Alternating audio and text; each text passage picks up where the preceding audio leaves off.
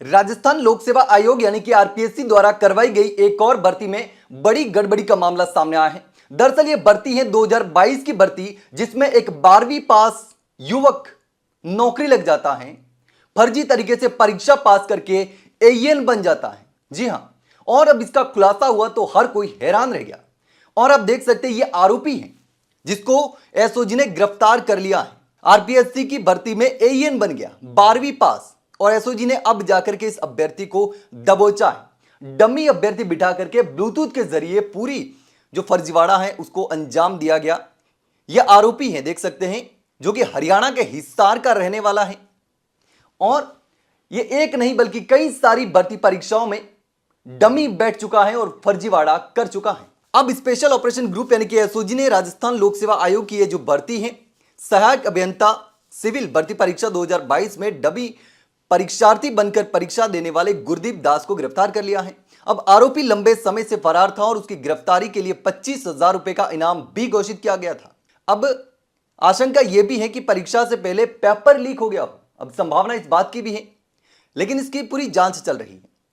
अब एसओजी का कहना है कि राजस्थान लोक सेवा आयोग की ओर से 21 मई 2023 को सहायक अभियंता सिविल स्वायत्त शासन विभाग प्रतियोगी परीक्षा हुई थी।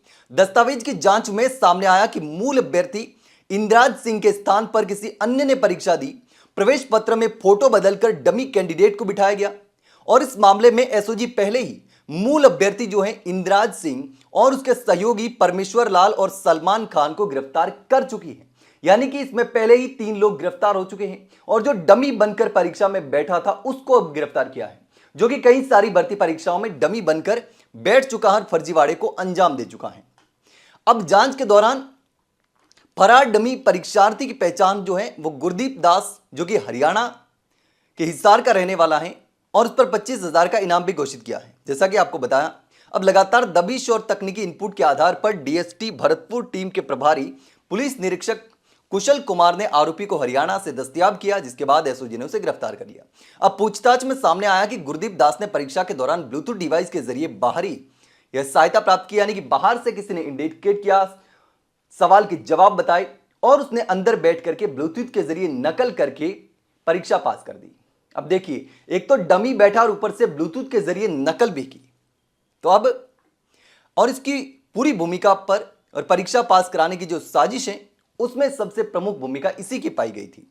तो ऐसे में आरोपी जो है वो सबसे हैरान कर देने वाली बात यह है कि 12वीं पास है। अब खुलासा हो गया कि आरोपी के पास किसी प्रकार की कोई इंजीनियरिंग डिग्री थी ही नहीं, केवल 12वीं पास था, और 12वीं पास होने के बावजूद उसने ये परीक्षा पास कर ली।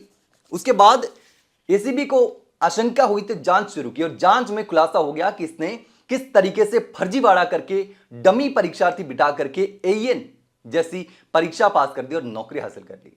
हालांकि अब लगातार एक एक करके सारे खुलासे हो रहे हैं, और अब इसमें और भी कई सारे खुलासे होने की संभावना है, क्योंकि जिस तरीके से ये जो डमी अभ्यर्थी है ये बहुत सारी परीक्षाओं में डमी बैठ चुका है, पहले भी बैठ चुका है।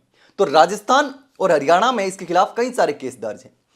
3 हरियाणा में दर्ज है और 4 राजस्थान में दर्ज है। इतने सारे केस इस आरोपी पर दर्ज हैं। लेकिन इस पूरे मामले पर आप क्या सोचते हैं, कमेंट सेक्शन में कमेंट करके जरूर बताना। वहीं अगर जानकारी अच्छी लगी हो तो वीडियो को लाइक और शेयर जरूर करें, और हाँ, चैनल को सब्सक्राइब करना ना भूलें। फिलहाल के लिए इतना ही, जल्द मिलते हैं एक नई जानकारी के साथ। तब तक के लिए नमस्कार।